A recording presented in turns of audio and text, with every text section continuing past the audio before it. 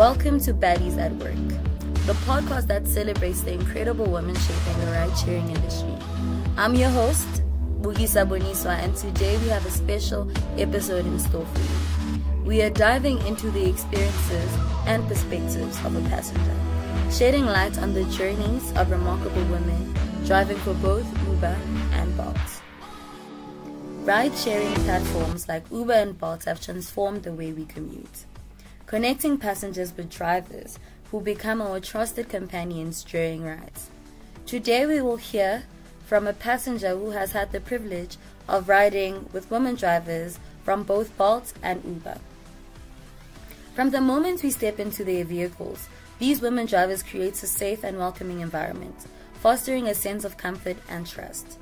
We'll explore the passenger's perspective, delving into the reason why riding with female drivers is often an empowering experience filled with warmth, empathy, and shared connections. Throughout this episode, we'll discuss the unique dynamics and experiences that arise when women drivers take the wheel. We'll touch upon the supportive networks that exist within the ride-sharing community and explore how passengers and drivers alike can contribute to fostering a more inclusive and empowering environment. Join us as we celebrate the stories of these extraordinary drivers and the connections they forge with passengers on their everyday journeys. This episode will remind us all of the power of human connection and the incredible impact we can have on each other's lives, even during a simple ride. Our guest today is Mapula Mohale, an honors student studying urban and regional planning and the former health officer of the SRC.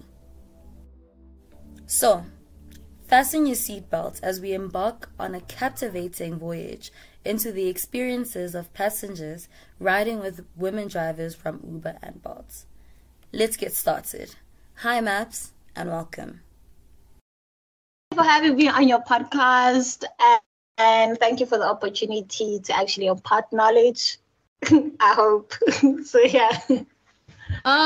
Okay, so my first question is, right, so when you are a planner, right, and you have a degree in planning already. So when you look at the transport sector within South Africa, what do you think is possibly like the biggest stumbling block? Just generally, like the biggest stumbling block.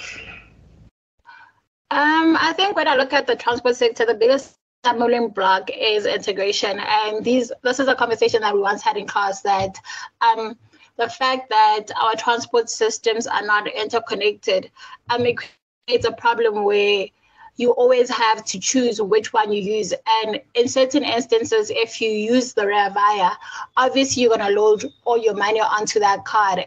And whenever there's a strike or a protest that affects that transport system, you're forced to then come up with a plan to use the taxi. Whereas if all transport modes were connected, then you'd have the luxury of choice.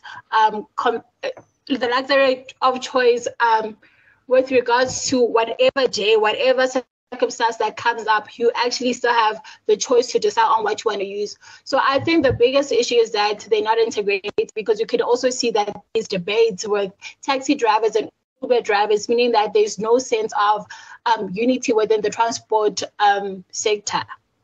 Okay, actually, thank you so much for that, because like that, it just gave me a lot more ideas in terms of the problems and why then you see that there's a lot of like introduction of transport by the private sector within South Africa, right? Because of the lack of integration, and that we don't have an integrated plan for transport, like an actual integrated plan, even though we do have one on paper and stuff like that. But when it comes to the ground and how people then move in South Africa, there isn't like an integrated plan for transport. So would you say this is the reason why possibly you have like the introduction of Ubers, the introduction of Bolts and stuff like that? Is it because our transport system in itself is not organized to it's really not organized, and therefore like the private sector can then do whatever?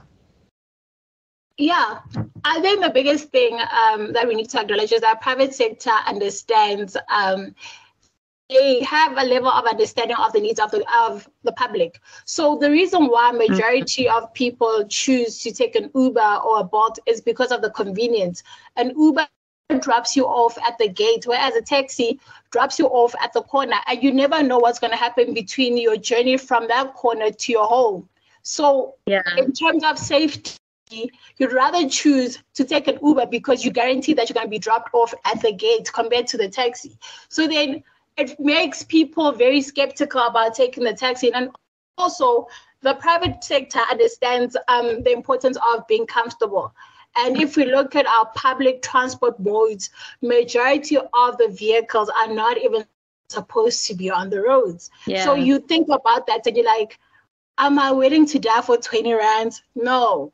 You'd rather take an Uber. So I think that's like one of the things that like make the transport sector very imbalanced, because the transport sector does not respect, the public transport sector does not fully respect its clients compared to the private sector, and that's the difference that they have. Yeah.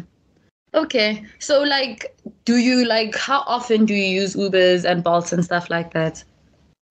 All the time. I don't take a taxi. I don't use public transport. I use Bolt and Uber. Okay. And how often do you use the women only function on Bolt and Uber? Very often, especially if I'll be taking a night trip. So if the trip is after 6. Okay. Is your experience like different when you're being driven? Because I'm assuming that you have been driven by male drivers, of course. Has your experience been different when it's a woman versus when it's a man?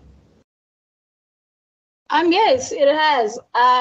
When I'm being driven by a woman, I'm more comfortable. And even if I'm wearing shorts or I'm wearing a skirt, I'm very comfortable in the car, and I can actually hold my phone and feel comfortable enough to even engage with my friends over the phone. Whereas when I'm being driven by a guy, there's a certain level of consciousness that needs to be there, where I need to always remind myself that you need to be alarmed. You don't know what this person can do. So you need to also pay attention to the road and pay attention to like everything, if he's being fidgety or any weird move that he's doing.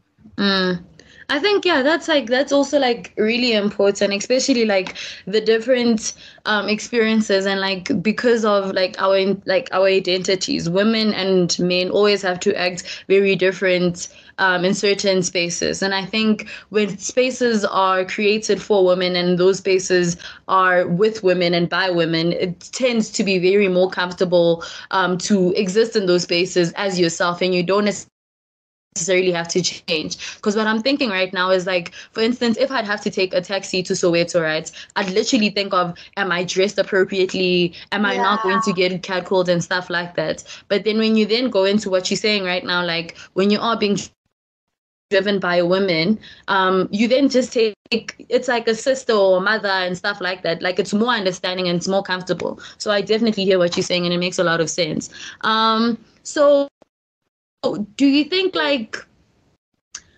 how did the introduction of the function, right, of the women only function change your experience, or did it even change your experience? Because before we didn't have the women only function on Uber and Bolt, and we always had to majority of the men that drove at that point were the ones that you would interact with when you requested a driver. So with this new function, has it changed? Like, has your experience and your attitude towards the apps and your ability to request, has it changed? Yes, fully. It has. It has given me a sense of being comfortable, and also makes me feel like at least there's like someone that's looking out for me. Because when this app was introduced, I think a lot of women felt that at least something is being done with like the high rates of GBV. There were a lot of rape cases that are coming up with Ubers, and there was a time where majority of us were just scared to even take an Uber, because we were like, what if I'm next? Because you'd literally have to share your ride with somebody else, or you'd have to be on the phone the whole time to tell the person that, okay, I'm still safe, we closer. So that, but now when the new feature on the app was released, I think it made me feel like a bit safer, and I feel a bit more like the company actually cares enough for their clients to actually make them feel safe and feel comfortable within the trip, where even the ride, even when you in the vehicle, the app gives you updates to say, are you still fine? So I think those are like certain things that like make a difference, that at least you even feel like someone is traveling with you, because it feels like someone is tracking you to see if you arrive at your destination safely. And there's also like a new feature that I've recognized, that I realized with Uber. There is mini cameras by the mirror that and recordings that can record the entire conversation or whatever is taking place in the car, so that whenever there's a situation that happens, they can actually track it back to say, oh, okay, this was the conversation in the car and how it led to this. Okay, I don't know about that feature, but it's even better, especially like if you in South Africa, especially. I think that makes things very easier. But don't you like feel some type of way of also the surveillance? Because I mean, that's also you being watched at every time when you're in a car. Doesn't that make you feel uneasy, or does the uneasiness, you don't feel it as much as you appreciate the fact that you're safe and you are being looked at and someone can see you? For me, it actually makes it easier. There's nothing I'm doing in the car. I'm literally just sitting and just waiting to get to the destination. So for me, I actually appreciate the feature because it makes me feel safer, because if ever something happens and I report it, at least there's something to back it up. So it makes it easier to report certain cases, because you can go back to the police station and ask, or go back to a company and ask for the recording and take it when you have to open your case. So for me, personally, I like the new feature. I like the new feature that they're having in the cars, because it just makes more sense. Okay. I didn't even know about that feature, but that's really cool. Like, it's really cool that they have cameras just in case anything happens. So do you think women drivers have some form of leverage in South Africa over male drivers because of our context? Yes and no. A lot of them panic. Panic with driving at night, because I've had multiple interactions with them where they speak about how scared they are even driving as women, because they never know who's going to be attacked, and they speak about how unsafe it is, but they're just doing it because the economy is just so bad. So to a certain degree, I don't think so, because they're also living in fear and doing this out of fear. But in terms of getting the support from the public base, yes, they have more leverage, because people would prefer riding with them compared to a male driver. Okay, so then as a planner, right? As a planner, do you think then having different forms of transport for men versus women would even solve the issues of gender-based violence and femicide that happen within the transport sector? Because the transport sector is mainly dominated by men. So do you think us actually, if for instance in the future we'd have the opportunity, would you think us implementing transportation forms or types of transport that would only cater to women versus transport that would cater to everyone, do you think that is the solution, or do you think that's not part of the solution at all? I'd like to think to a certain degree it gives you, it at least gives you the luxury of choice. So we shouldn't be scrapping away the mixed transport, but we should also be giving people the option to choose whether they want to go on an all-women bus versus all males bus, because it makes them feel safer. And I think this is also complex, because now we must also bring into other concepts that speak to intersectionality. When queer people want to take the bus, also, how comfortable are they being in a certain transport board? How comfortable are they taking taxis? So I think also giving them like the sense of choice of which transport mode is safer for you makes it better, because a lot of queer people that I've interacted with choose to take an Uber because then they don't have to be looked at. They don't have to be asked questions. And if there's actually transport systems that could be integrated, that could make people feel more comfortable in a certain space, then yes, I think that is a solution, because the biggest goal of a planner is to create spaces that are inclusive and spaces where people can actually feel comfortable and move around, and not create spaces that are very restricted for people. Yeah.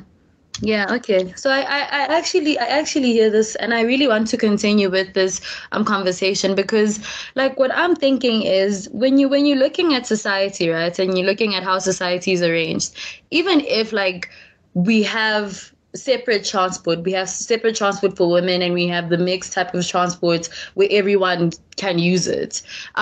It's not like the women that participate in that particular separate transport are also safe from things like violence and stuff like that. So I think possibly, I'm not sure what exactly is the solution, and I'll probably pose this back to you, like, how do we, and I possibly understand also, it's probably not the job of all planners to want to transform society and transform the perceptions and how people think, but we live together, and we live as social beings, and we always have to interact with people that don't necessarily share the same sentiments that we do. So how can then planners also be in charge of changing perceptions in society to ensure that the transport system is safe for everyone, private or public?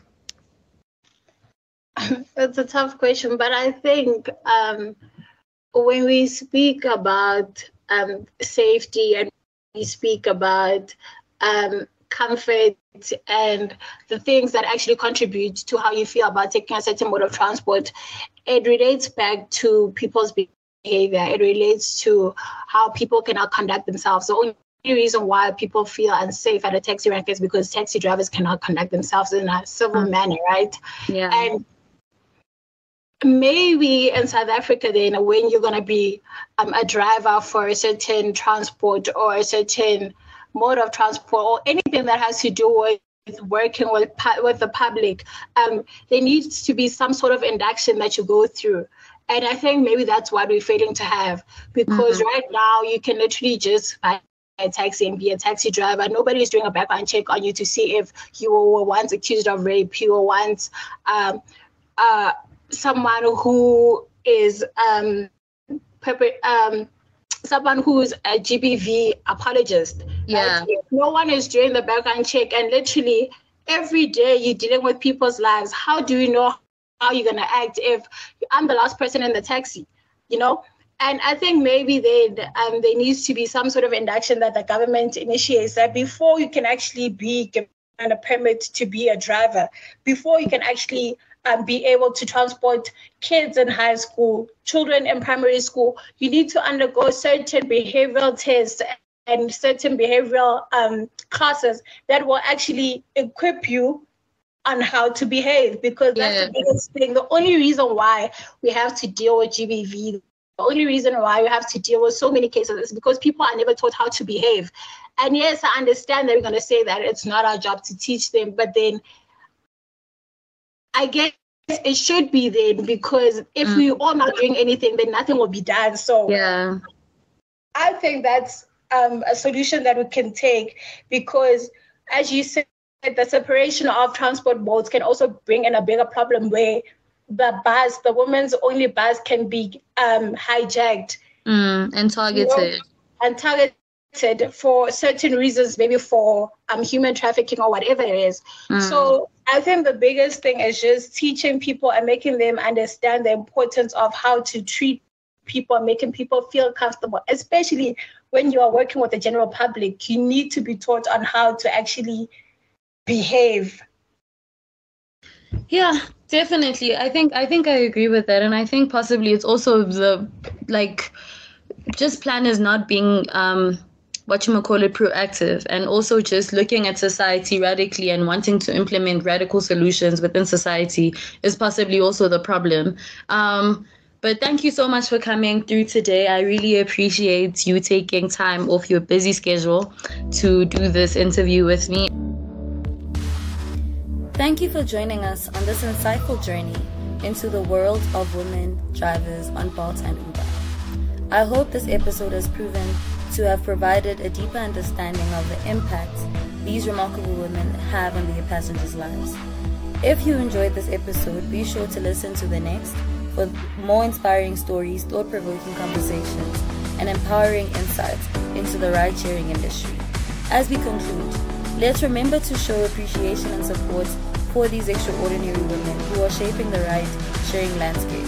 The next time you hail a ride on Uber or Bolt, remember the incredible journeys and connections that can unfold with women drivers behind the wheel. Thank you once again to our special guests for sharing their passenger perspective and shedding light on the power of women drivers. And as always, we invite you to stay curious, keep embracing diverse voices, and continue championing women who are driving change one ride at a time. Thank you.